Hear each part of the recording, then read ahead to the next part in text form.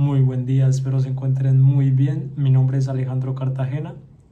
En esta tarde, en esta noche, vamos a estar hablando de algo muy importante. Vamos a estar hablando de la formación del canon del Nuevo Testamento. Anteriormente habíamos hablado del canon del Antiguo Testamento, de la formación del canon del Antiguo Testamento. Recomiendo ver ese video antes de entrar a este para que tengas una perspectiva más clara de todo, ¿sí?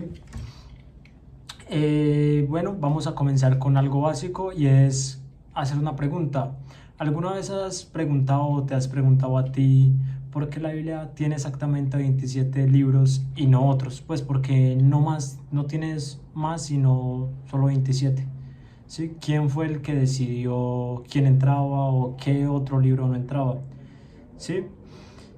Es algo interesante porque aquí vemos que todo comienza en el siglo I, no como un libro, sino más bien como cartas, relatos que nuestro autor, o sí, el autor de muchos libros, que era Pablo, escribía y mandaba a distintas personas o a distintas iglesias en ese entonces, ¿sí?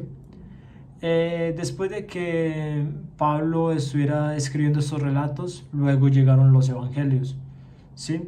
Sabemos bien, quiero hacer acá un paréntesis para explicar algo, y es que la Biblia en el Nuevo Testamento se divide básicamente de la siguiente manera. Primero tenemos los evangelios, ¿sí? De ahí viene historia, que sería el libro de los Hechos. De ahí vienen las epístolas paulinas.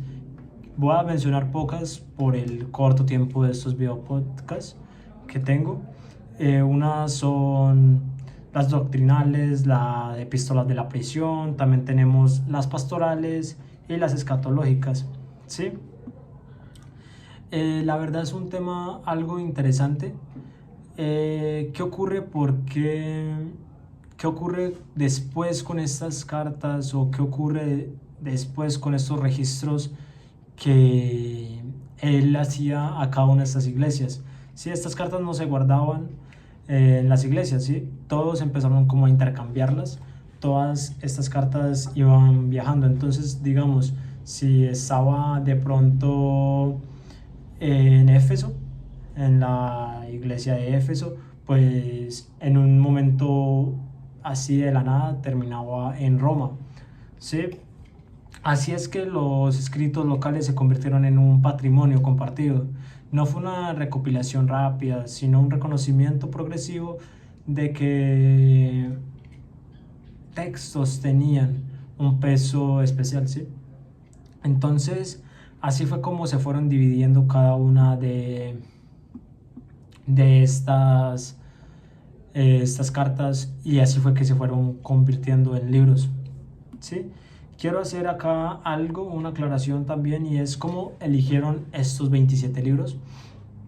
Y es que pasaron por 3 pruebas diferentes. Y la primera es la apostolosía, después la catolicidad y ortodoxia. Bueno, quiero hacer una aclaración acá. El texto debía ser, en la apostolosía, el texto debía ser algo que viniera de un apóstol, ¿sí? O alguien de su escritor íntimo. Ejemplo, como Marcos, Pedro o Lucas. O con Pablo también, ¿sí? Se buscaba una conexión directa con la fuente, básicamente. Eso era lo que veía más que todo la apostolosía. Y ahí tenemos la catolicidad. Básicamente no se basaba con que un libro fuera popular en una sola ciudad.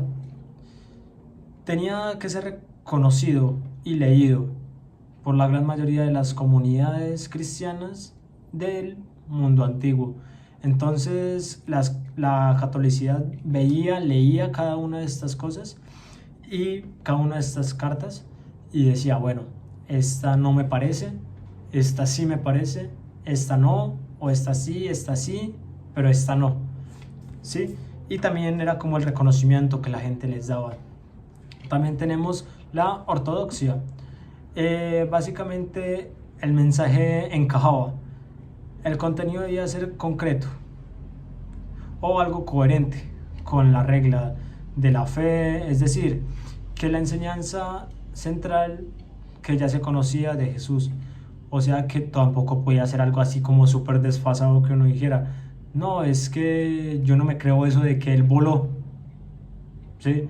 Entonces básicamente eso era lo que revisaba la ortodoxia. Quiero mencionar aquí a muchos de los que les interesan estos temas. Recomiendo siempre leer indagar por sus propias cuentas, a los que les gusta seguir estos videos podcast. Tengo varias en este día o en esta tarde. Tengo a Bart Ehrman, perdónenme con los nombres, es que soy malo. También tengo F.F. Brown, que como lo mencioné anteriormente en los videos pasados, que lo he mencionado, se me hace que es muy bueno en lo que hace, en lo que escribe, y estoy muy de acuerdo con lo que él relata. Sí, y también tenemos a Cary King. Básicamente para entender qué estaba con los textos que nos llegaron en una forma del canon oficial. Eso lo dice Karen King. F.F. Brown es un estándar para entender la defensa del canon, ¿sí? Y por último tenemos algo como de la academia, que es de Bart Ehrman, ideal para entender el contexto histórico crítico, ¿sí? Entonces vemos que estas bibliografías nos ayudan a entender un poquito más cada aspecto. Y pues con esto quiero finalizar en este podcast. En resumen, el Nuevo Testamento no fue una lista impuesta, ¿sí?, desde arriba por un solo hombre o un solo escrito.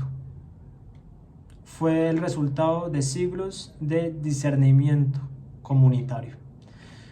Esto es algo muy interesante y es algo que me considero que es muy importante cuando lo leemos o lo estudiamos a profundidad cada uno, ¿sí? Es el reflejo de cómo una comunidad decidió qué historias eran lo suficientemente poderosas y verdaderas como para definir su identidad. Hoy esos 27 libros siguen siendo el pilar de la fe para millones, demostrando que este proceso, más que solo historia, solo fue una construcción de un legado. Bendiciones, mis hermanos. Con esto hemos terminado el video podcast. Bendiciones para todos.